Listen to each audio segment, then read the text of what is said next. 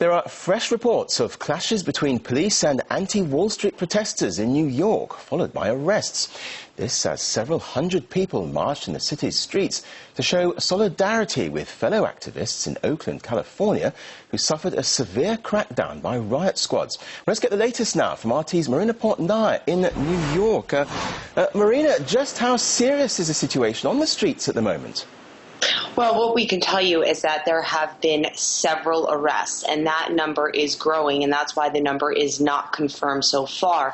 As you mentioned, fresh demonstrations taking place in New York City at the moment, where anywhere between 500 to 1,000 activists have taken to the street, beginning their demonstration down in Zuccotti Park and walking all the way up to Union Square in Manhattan.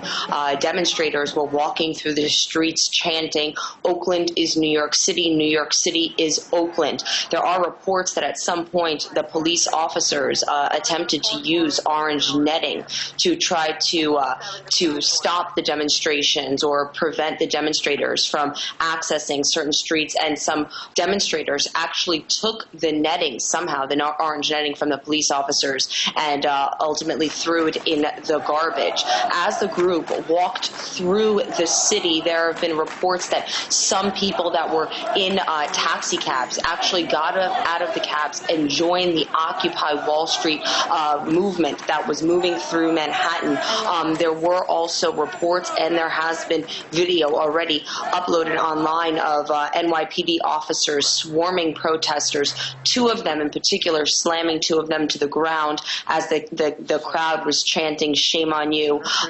There was also images that we saw of a New York City firefighter and a 9/11 first responder giving an impassionate speech, asking those that were watching the demonstrators to come join the demonstrators.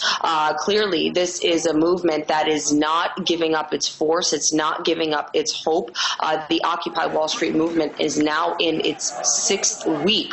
Of course, this is a demonstration, a grassroots movement that began here in New York City, but is blazed across the country.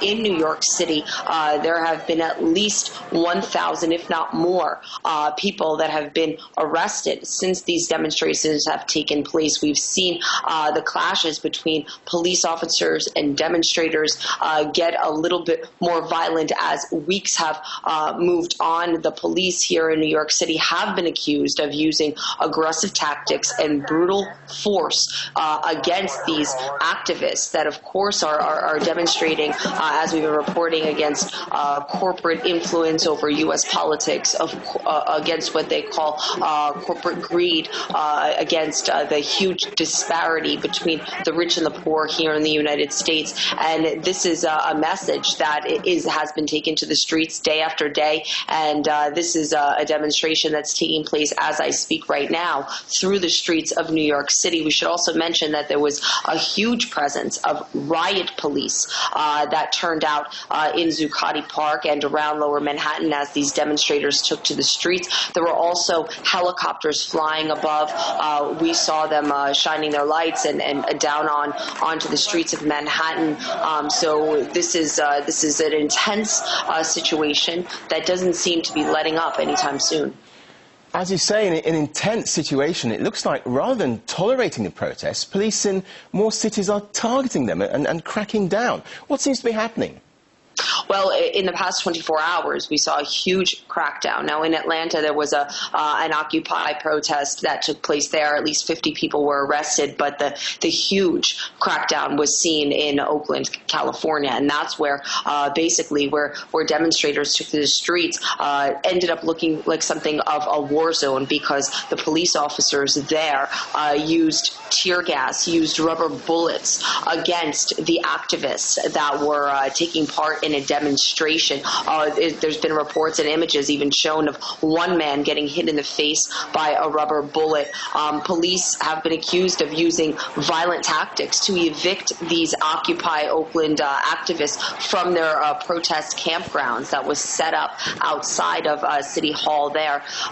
There was about approximately 500 riot police that were trying to evict these people. At least 97 protesters were arrested, but of course many more injured.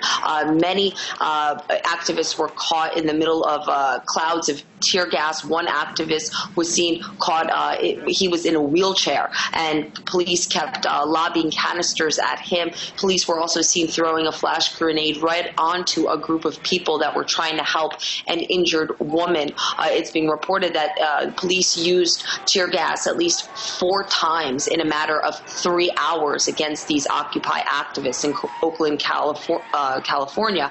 Now, officials there say that police had no other choice, that the protesters were throwing rocks and bottles at officers. City police there say at least 2 officers were injured. But that was possibly the most violent clashes we saw between police officers and protesters. And we should also mention that those activists are back on the street in Oakland, California right now. They refuse to leave their campgrounds. They have returned, and the crowd has grown larger. They have received a massive amount of support after the public saw these images of the way that the police were dealing with the activists. And, you know, what many people may not know is that just nearby, U.S. President Barack Obama was hosting a fundraising dinner as this was taking place, or maybe a few hours beforehand, to raise money for his re-election campaign. That dinner was approximately $8,000 a seat.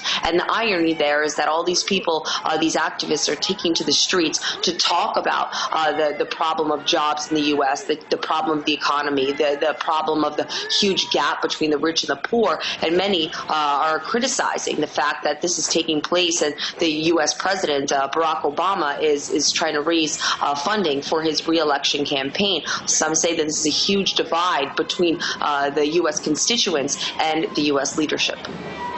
Okay, disturbing scenes there indeed. Marina Portnaya, live from New York. Thank you for joining us.